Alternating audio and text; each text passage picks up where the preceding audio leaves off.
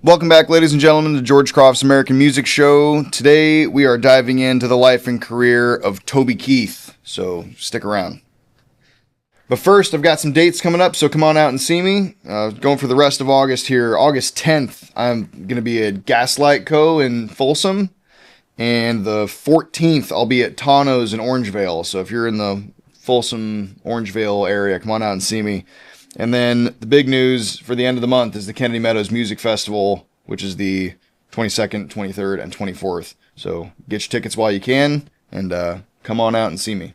We are also brought to you by Tyler & Co. Marketing, providing top-notch photography and videography services to Northern California. Tyler & Co. is your one-stop shop for social media content, product videos, commercials, promotional videos, and best of all, weddings and events. I dare you to take a quick scroll down their Instagram page at TylerandCo_marketing and tell me it doesn't look like a Hollywood production.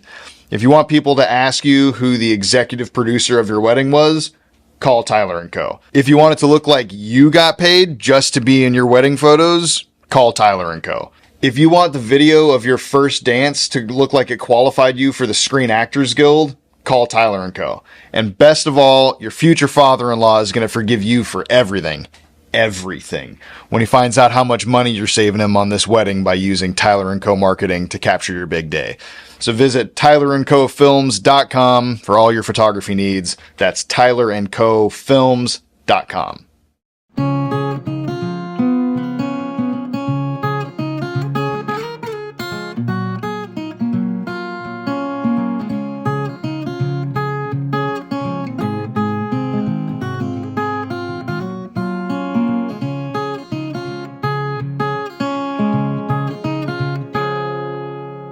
All right, so Toby Keith is one of my personal musical heroes and just a character that I identified with really early on. I remember being a little kid and just loving everything that Toby Keith did that I would watch on CMT when I was little. I think my sisters and I we used to record videos like on the family camcorder of us lip syncing to Toby Keith videos, and we used to mail them to him. He never responded, but I'm sure he got some awkward videos of me and my sisters just, because mom said we could, so we'd mail our, little talent videos off to Toby Keith. And that, when I was really little. So, he's got a career that is worth emulating, and he's got an attitude that I think was inspiring, and he just seemed like a good dude, and one of the best songwriters to ever have a career in Nashville, I think. Anyway, so it was cool to kind of dive into his story here. So he's born in 1961, and he's born to his dad is an oil field worker, and I think his grandfather had been too. But he's born in Oklahoma. He's born in Clinton, Oklahoma, and his dad worked all over the oil fields in Oklahoma and Arkansas, and I think in Texas a little bit, and so initially Toby Keith's life, when he's really little especially, he's bounced around following his dad's job, all over that area of the world here. So, they move around a lot. He remembers his dad being, gone pretty often when he's a kid, but he has a really good relationship with his dad and his mom. The whole family seems pretty tight, actually. And so Toby Keith is kind of a refreshing break from some of the molds that we've talked about on this show so far, because I think some of it has to do with the distance we're getting in the timeline, honestly, from World War II, honestly, because a lot of these guys that we've talked about in the past, like Johnny Cash and George Jones and all these guys, their proximity to World War II, either by their parents' trauma or their own, is informative. It informs their career later, because they're fighting off demons the whole time, and they've got the rock star thing kind of sneaks up on them. And the thing that they're all missing is a solid family upbringing that Toby Keith got. And it makes you wonder, like, how much of the tragedy of some of these other stories is because that was missing from the lives of some of our other musical heroes that we've talked about. And but anyway, like I said, so Toby Keith grows up, you know, his dad has gone off and for work, but he's a hardworking guy and he's a good dude, and he instills that work ethic in Toby Keith. And so when he's really little, I think when he was like 8 or something, his grandmother owned a nightclub of some kind, and he was kind of working in there as just like a busboy and whatever else. But she would let him get up on stage with a guitar and kind of work for like just a little kid. He'd get up there and the house is kind of empty or whatever, and emulate the other artists he'd seen on stage. And then next thing you know, he's getting tips and he's kind of okay. Now he's learning songs, and he's building. He kind of shakes off his fear of the crowd. So he has no stage fright from the time he's really little. And so he's getting some reps in at a really young age for playing in front of crowds. And he kind of does that in the summers, he's going to stay with his grandma. So he's doing that for weeks or months at a time. And then, he's back in school during the year. And, but like I said, that seems to have been part of a nice, stable, happy childhood. One interesting story that I heard him tell about his dad is that, so Toby Keith he's a relatively, especially when he was younger, he's a big dude, and he's kind of this big, brawny type character. And in high school, he had some run-in, I think it was high school, it was either high school or middle school, he had some run-in with a bully at school. And his dad, so basically this guy, there was some incident where they were at a party of some kind and someone stole a ring from the house that they were in. I guess got into the jewelry, somehow, and somebody steals a ring. And it was this bully character, apparently. Because that guy goes to Toby Keith and tells him, "You're going to tell them that you did it." And Toby's like, "No, I'm not. That's not happening." He says, "Well, you're either going to tell them you did it or I'm going to beat you to death," basically. And Toby Keith just says, "Do your damnedest. I'm not doing that."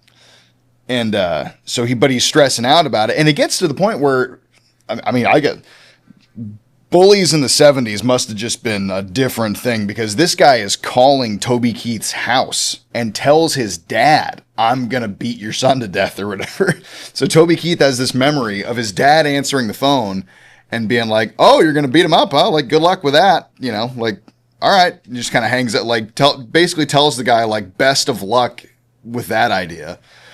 And he tells, Toby that you got to go fight this dude. And win or lose, you got to just do your best. And otherwise it's never going to stop. So as a father, I don't know how I would react if I picked up the phone and someone was some, snarky kid was like, "I'm going to beat your son to death." That's some old school stuff to be like, "All right, man, do your damnedest. See you Monday." And he doesn't prep Toby at all. He doesn't make a big deal out of it. He just tells him "Yeah, man, you got to fight this dude on Monday. And you got to do the best you can. Otherwise it's never going to stop." And then he doesn't address it. Because Toby Keith said that that's the only thing he said about it. He gets off the phone, says that to him, and all right, kind of goes back to his day. Monday, Dad takes off and goes to the oil field.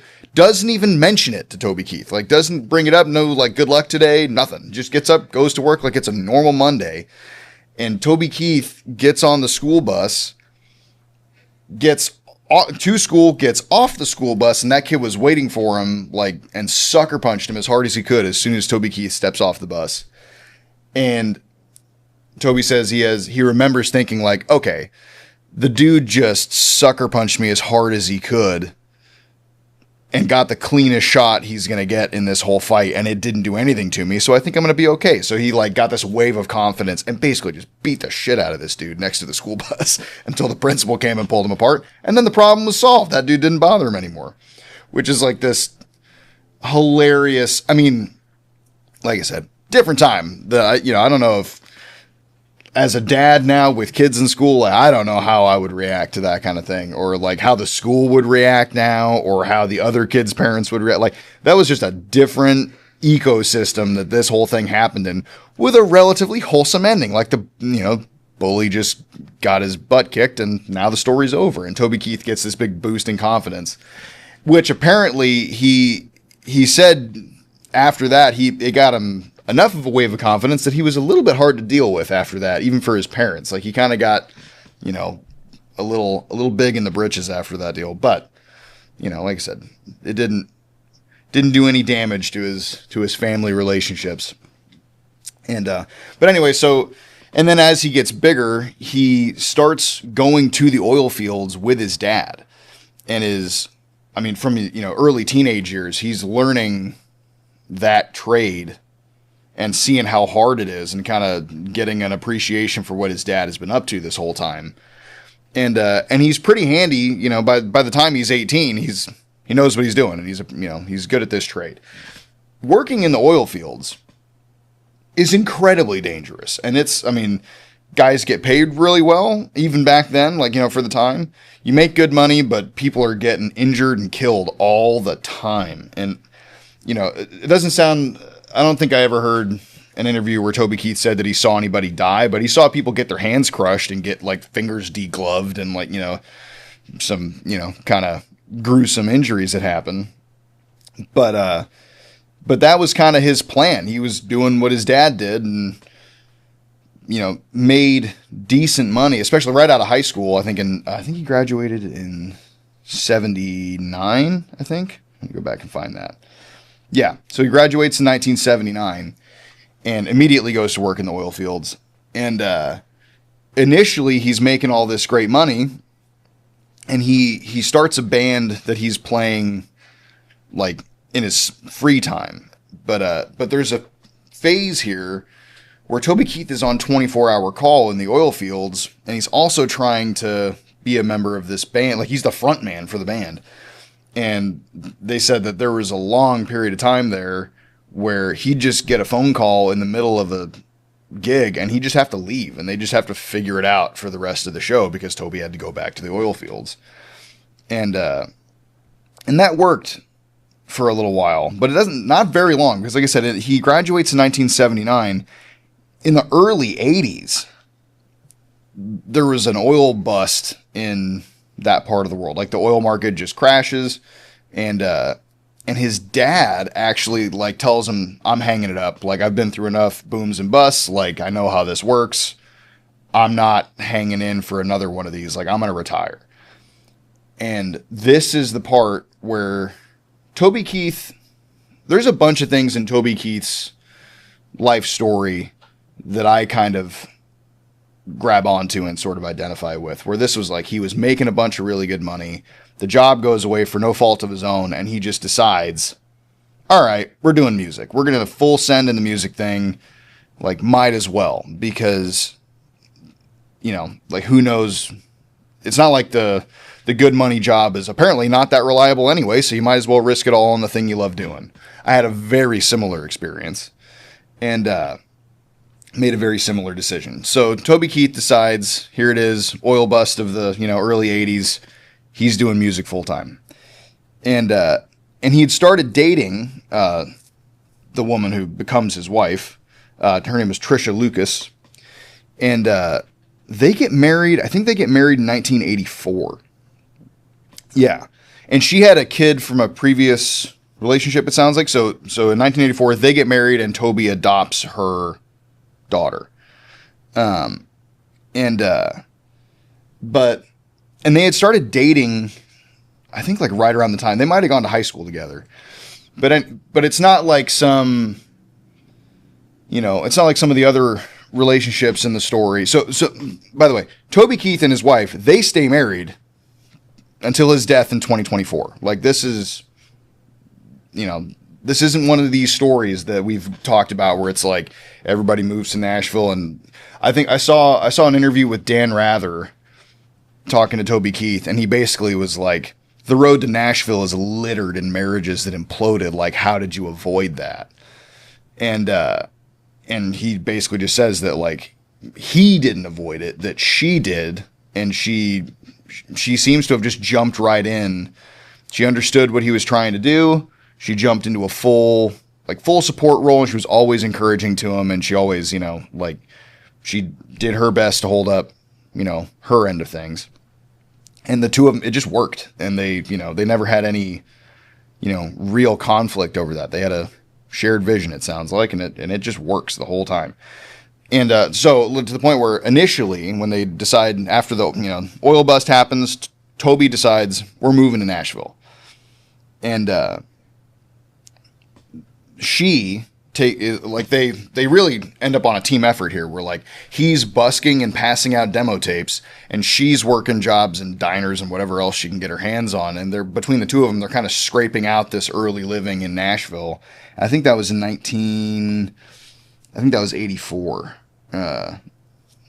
Because later in 84, he still his band in Oklahoma that he was with, that he would often have to leave in the middle of a show, was called the Easy Money Band, because that money was way easier than killing yourself on the oil fields all day long. But anyway, so he moves to Nashville, and looks like this might have been, we might be getting into the 90s at this point in the timeline here.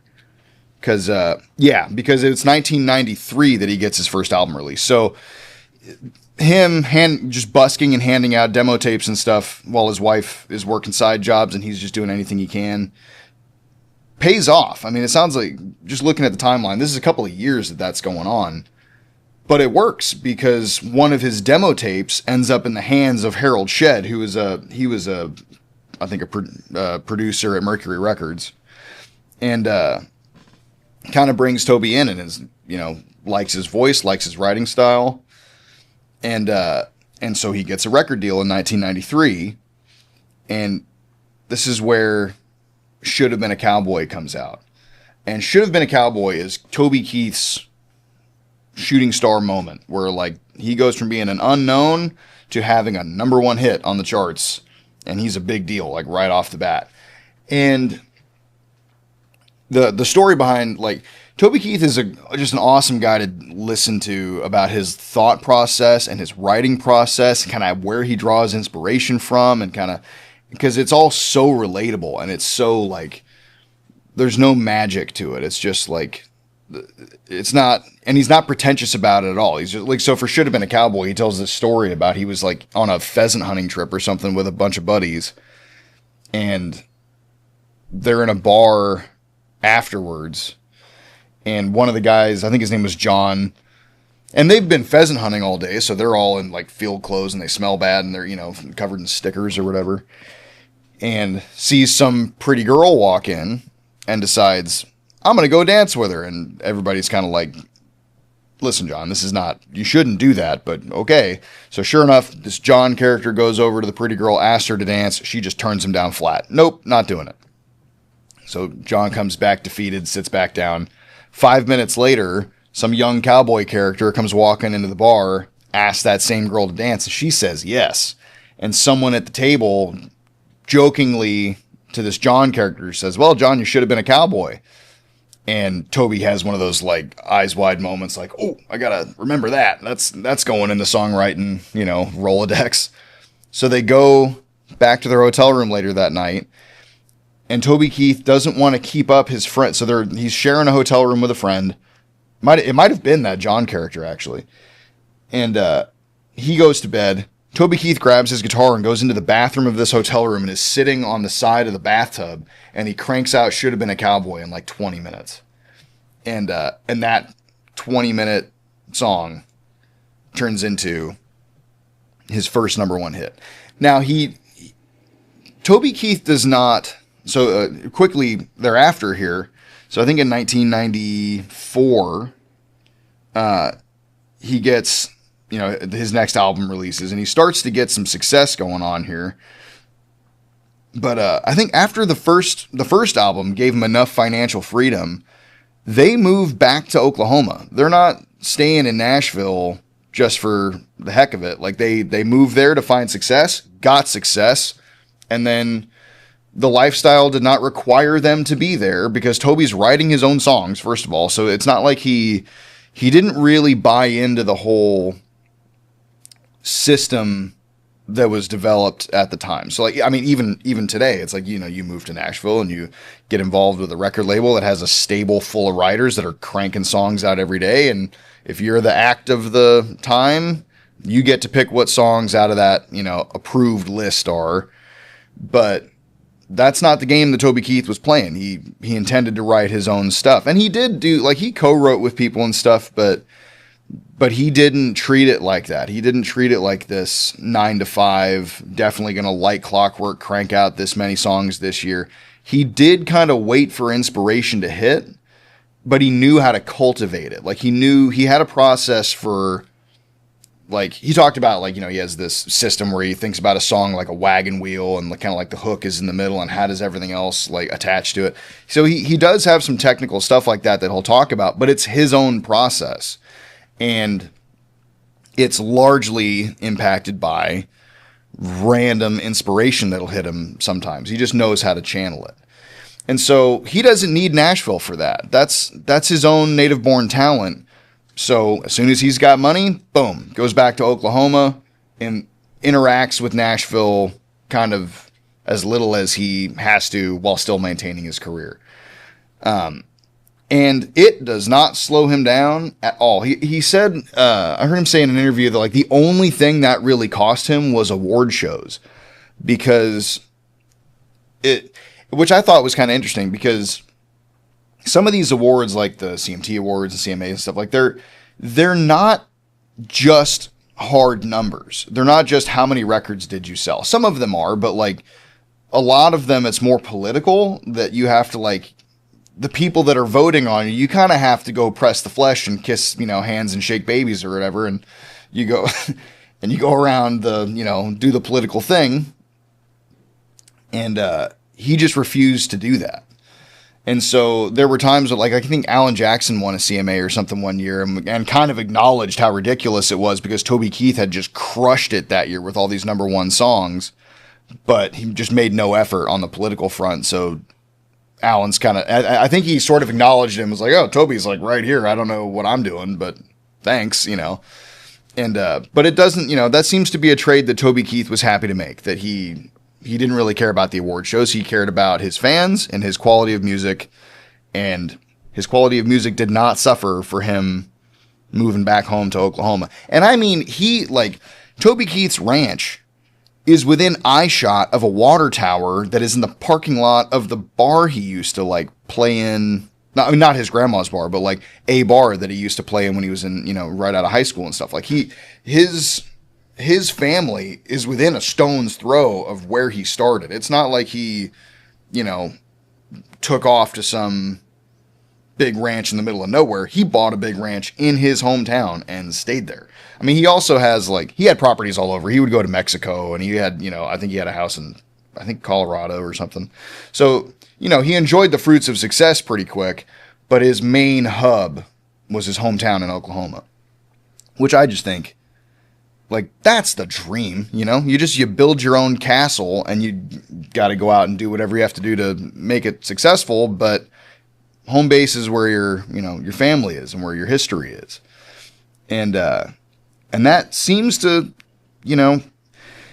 it's like I said, it's a refreshing example of success coming to a dude who doesn't seem to have buckled to the demands of the industry and the temptations that had to have been around that guy.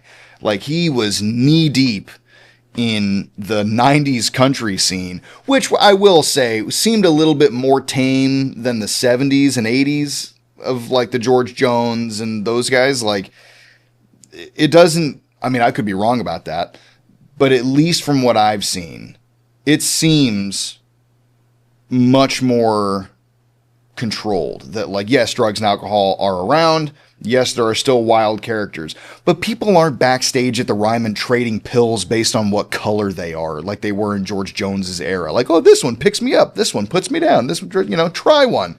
That's not happening here, as far as I can tell. But even if it was, Toby Keith stays out of it.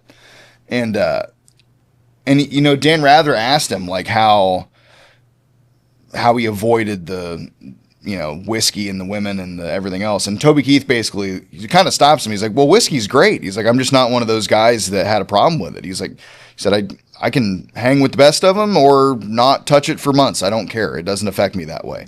So part of this is that Toby Keith was just genetically not predisposed to an addictive personality. Like it doesn't seem to have hooked him like that. And like I said, and he's home all the time, like, relatively. When he's not on the road, he's not living in Nashville, he's home. So and like I said, whatever temptations did come his way, he still had a dad around that he was worried about disappointing. And he still had like this really strong family base that he's working out from. He's not this wayward character with no,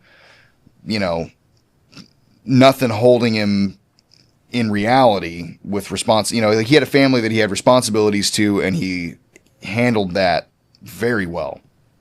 And so his string of success here in the 90s just keeps going. I mean, he had hit after hit after hit. I mean, it was, I'll kind of go through some of them here. So 94, he has Boomtown, which, let's see here. Who's That Man, which is one of my favorites of all time, was September 27th, I guess that album was released. Blue Moon is 1996. 1997, he has, his son is born in 1997. Let's see here. Dreamwalkin' is 1997. And then 1999 is How Do You Like Me Now, which is like another just class. I mean, and like I said, this for me is crazy to read because Toby Keith is the most current person we've done in this show. Everybody else has been in the, 50s to the 80s. This is the first artist that we've dug into on this show. I remember all of this. I remember being a kid watching this happen. And like I said, like this phase of like 96, 97, 98, this is me and my sisters watching these hits come out, recording ourselves doing them and mailing them to Toby Keith. Like so I was alive for this part, which is the first time that's happened in this show. And it's just cool to think back on. Then everybody remembers 2001 happens. And this is like height of Toby Keith's career. He's a big deal. And 9/11 happens. And I remember like immediately so Toby Keith is an interesting character too, because when you go back and listen to him talk, he's a centrist on most things. And he says that he after some drama here, he registers as an independent. But up before that, his family were all Democrats. And like he kind of the Southern Democrat kind of, which is pretty normal back then. And then when 9/11 happens, he gets behind the troops because that's what he believed in and that's what he thought was necessary at the time. Now, this is where we get a kind of a split in country music because, and it's interesting for me to think back on, because knowing what we know now about America's involvement in the Middle East, it's not a cut and dry issue, but people had pretty cut and dry opinions back then. And Toby Keith landed on the it's important to support the troops end, and the Dixie Chicks landed on the George Bush makes me ashamed to be a Texan end. Now, there are things that are correct about both of those opinions. I do think that, I remember being a kid, and I remember we used to, like, the Dixie Chicks were big at the time too, and I remember feeling disappointed that they were in a feud with Toby Keith about this, because there was some real pettiness that immediately cracks off. I remember, I think George, the president of the United States at the time, got in the beef here, which, for obvious reasons, I guess, but I think he said something to the effect of, like, they asked him, like, what do you think about the Dixie Chicks saying that you make them ashamed to be Texan? And he just kind of fires off like, well, it's not my fault no one wants to buy their records, which was like a good zinger, but it completely dodged the point that was being made. That was like, hey, you just invaded a country for made up reasons. You want to address that? And he was like, no. Which, like I said, complicated history, but country music was kind of filing into two camps. And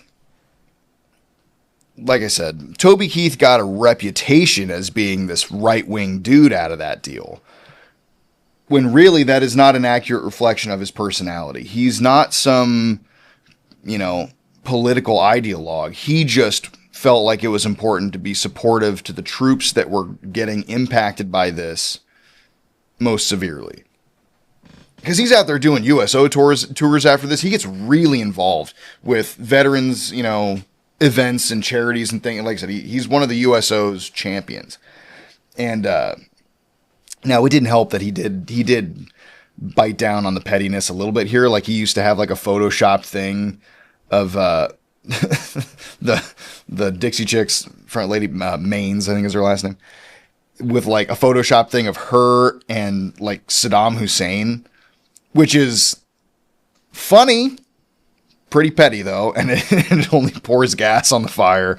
So the Dixie Chicks show up, I think, to the CMAs with t-shirts that said FUTK on them.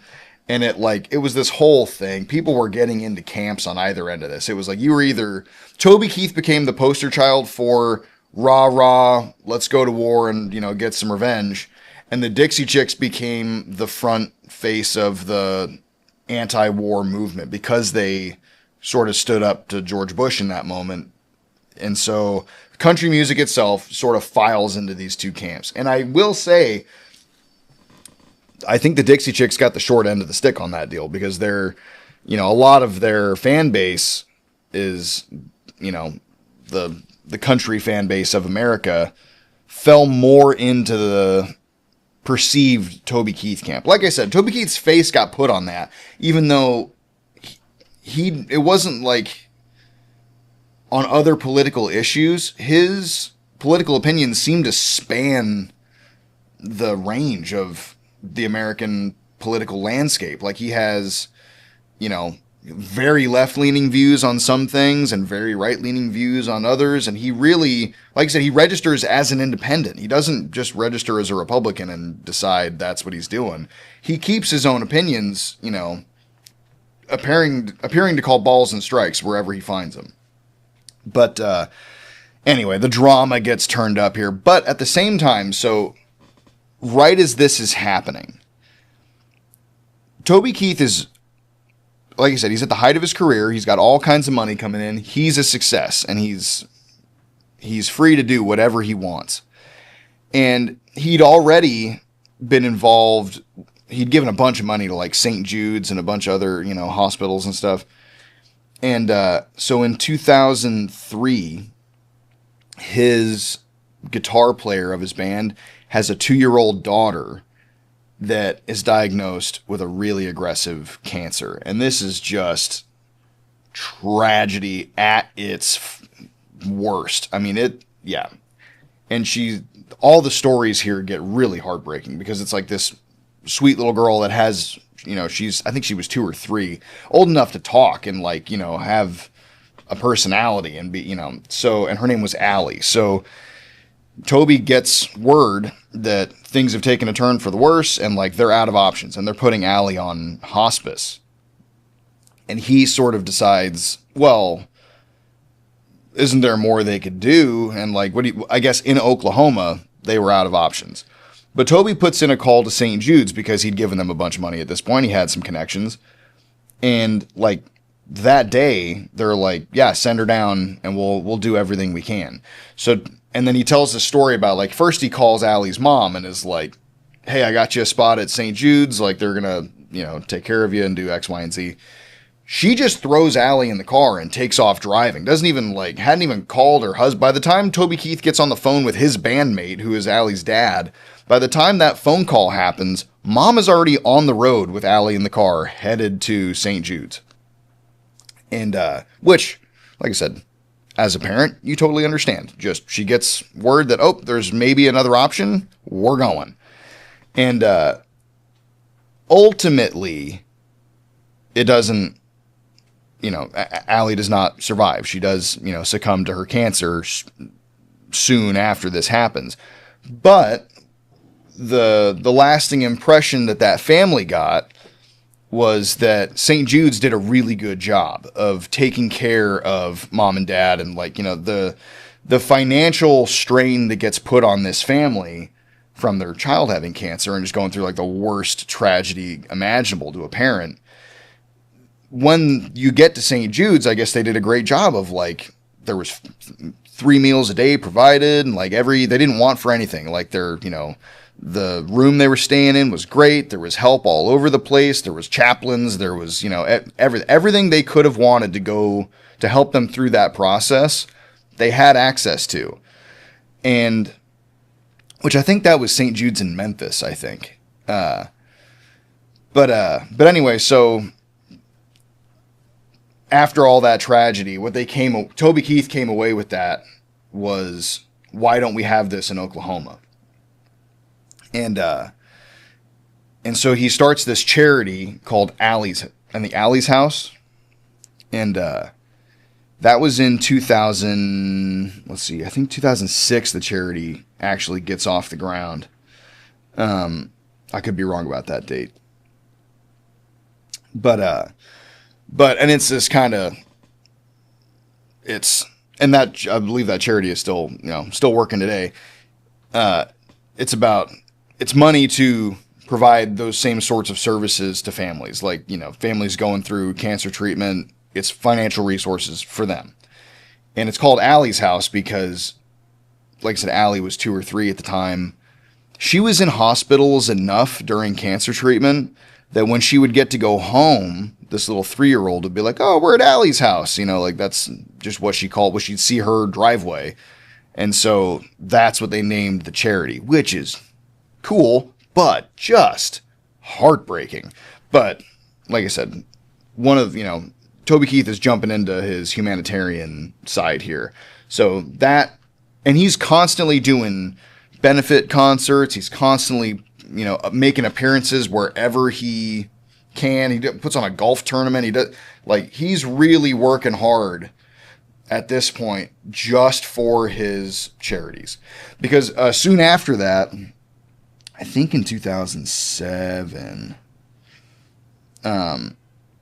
he starts another charity called the OK Kids Corral, which is basically an Oklahoma version of St. Jude's, where that's same thing, where they're hooking families up with resources.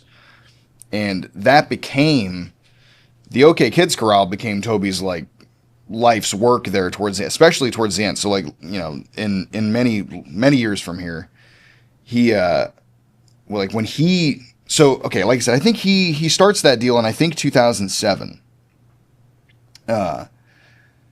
And then he's diagnosed with cancer in 2022. So 17 years after he's already been knee-deep involved with cancer charities, he himself is diagnosed with stomach cancer. And his first thought was, what's going to happen to the corral? And how are we going to keep this going if this doesn't go my way?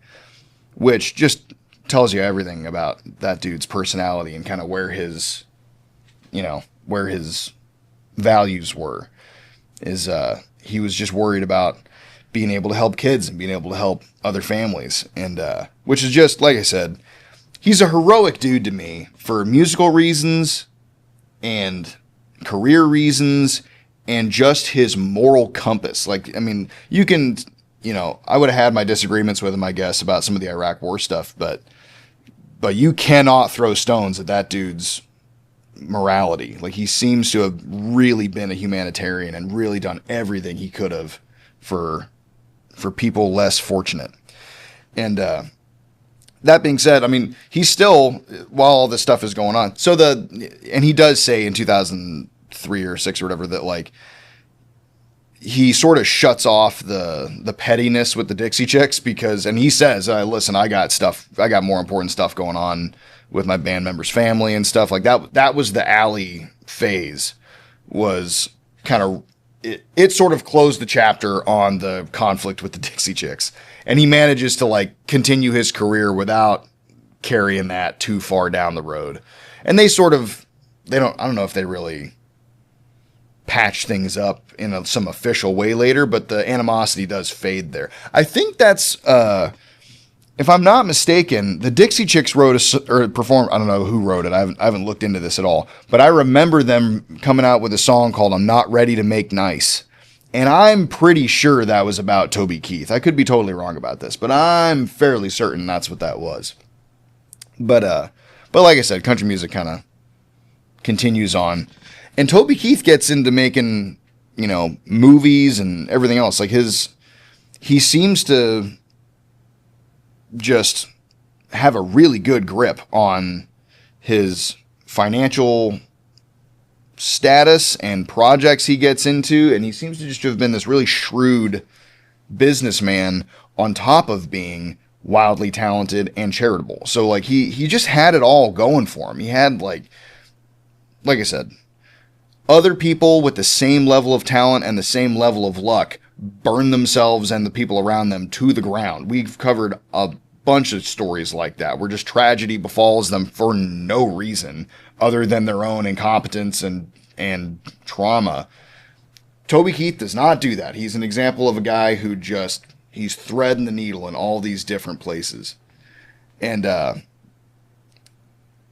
yeah, like I said, but he is, tragically diagnosed in 2022 with stomach cancer. I feel like I'm kind of passing over a bunch of stuff here because like one of my favorite things that Toby Keith ever did. So he made a movie with Rodney Carrington called Beer for My Horses. I loved that movie when I was, I think that came out in 2008. So I was in high school when this came out. I loved that movie. And like I remember when he made so Beer for My Horses was a song that I think that song came out, I think in 2006 or 7. And it was a song that he did with Willie Nelson. And the music video for that, I remember when it came out as a kid, I remember watching Toby Keith and Willie Nelson performing. Like, it was like the storyline was that Toby Keith was Willie Nelson's son, and they were both cops, and they had to go like catch this bad guy thing. It was funny and just like it was like peak 90s music video time here. It was just good, clean fun for the whole family back then. And it's a huge hit. I mean, it's like it's Toby Keith plus Willie Nelson at the time. Recipe for success. And it sounds like Willie Nelson needed very little convincing. Because normally when you pitch, because at the time, Willie Nelson's a legend already. He doesn't have to do anything he doesn't want to do, even if it is with Toby Keith, who's like the biggest guy working at the time. But it sounds like Toby Keith called him and was like, listen, it's called Beer for My Horses. And he's like, stop, I'm in. He just heard the title and he's like, whatever, I'm in, dude, let's do it. And like I said, it's a giant success. And then that success launches into the success of his movie later. Now, the movie was not like I said, I loved it. It's a cult classic to me. But it wasn't like it blew the doors off the movie industry or something. It was just like a goofy, redneck, funny movie about a couple of friends, like I think they were like, there was some, I can't exactly remember the whole plot of the movie, but it's like them against a Mexican drug cartel or something. And they're like driving to Mexico to get in a gunfight with all these people. And it goes their way. But it's him and Rodney Carrington, who's like, and this was peak Rodney Carrington back then. Like he was on a real, winning streak. No, I mean, not to disparage Rodney Carrington now, but those were the glory days. and like I said, that movie's great. Just another part of Toby Keith's success. And let's see here. So now we're getting into he continues to release successful songs and albums this whole time. Like he doesn't really have like a fall off moment where he used to write good songs all the time, but now it's whatever. I mean, some of his stuff is more campy than others, like Red Solo Cup was a very successful song. I don't think that was his best work of art, but it was another success. But he continued to write other songs that were just, works of art and really top notch. Like this year, 2012, it's Hope on the Rocks.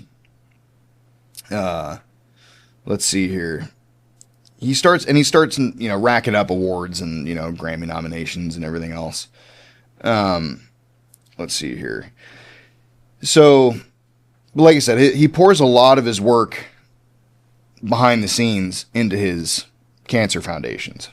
And, which also, by the way, another thing that Toby Keith has always loved was racehorses. For whatever reason, I think there was something about his dad loved racehorses, and so after Toby got famous, he bought his dad like a half ownership of some racehorse that he really liked, and it went pretty well for him. I guess they made a bunch of money off this horse, so it kind of like whet his appetite for the horse race game. Next thing you know, that's his kind of the music was his calling in life. The charities were his like moral mission that he was on, but his fun passion was racehorses, and he got really into that. Like, I mean, he was like knee deep in the decision making on like pedigrees and horse breeding and how to get what bloodlines to where, trying to raise all these horses. And so the stable that he starts actually does really well. Like, he's actually, right there in the running. Now, this is another, like I said, it was another one of his passionate projects. So Toby Keith died in 2024. One of his horses, the first time one of his horses ended up in the Kentucky Derby this last year in May of 2025. And it's kind of just one of those sad things where, like, man, if he just missed it, man. Like, he'd worked his whole life, working on these, bloodlines and training and just dedicating so much time and effort to his racehorse industry, and right after he died, they got, and now obviously his horse did not win, but to have a horse in the Kentucky Derby at all is a huge deal and a huge success that, you wish he could have seen it. He just missed it.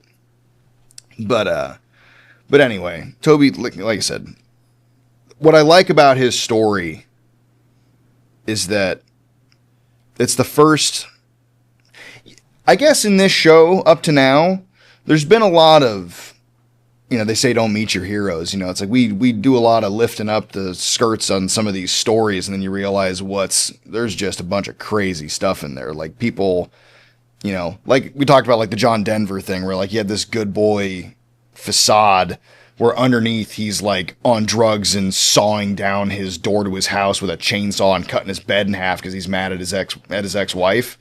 It's like it is, while it's humanity and it's real, and you find those things and you go, oh, like you're painting in the details to the reality. It bums you out a little bit when your heroes have these stories behind them that are like, oh man, like, okay, that's kind of disappointing to know, but reality's reality. Toby Keith's the first one where I have not run into that, where he's been one of my musical heroes since I was a kid, and he doesn't seem to have had any of these dark corners to have to dig into and be disappointed about. He was just a stand-up guy, and he did everything he could to help people, and he was just a wildly talented songwriter. You could work your whole life at writing songs, and I'm trying, and never write songs the way Toby Keith did it. He was, on top of everything else, he was a real poet and a dude that knew what he was doing.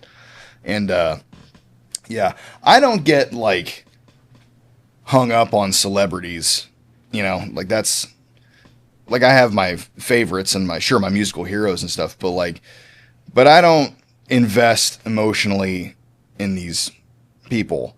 Toby Keith's the only celebrity. I cried when that dude died. When I heard that he had passed away, it was like the first time that I cried over a celebrity death. And I didn't even know half the stuff I know about him now. That was before I really dug in and listened. I just remembered my perception of him up to that point was worth crying over when he died. And yeah, like I said, I was pleasantly surprised to dig into this episode and not find any nasty disappointments hiding around the corners. He was just a stand-up dude, and it was a tragedy that we lost him, when he was 60 or 61, I think. But But yeah, old Toby Keith, a legend and a guy that I wish I could have met, but not so lucky. But anyway, that's Toby Keith. Thank you guys for watching, and we'll see you next week.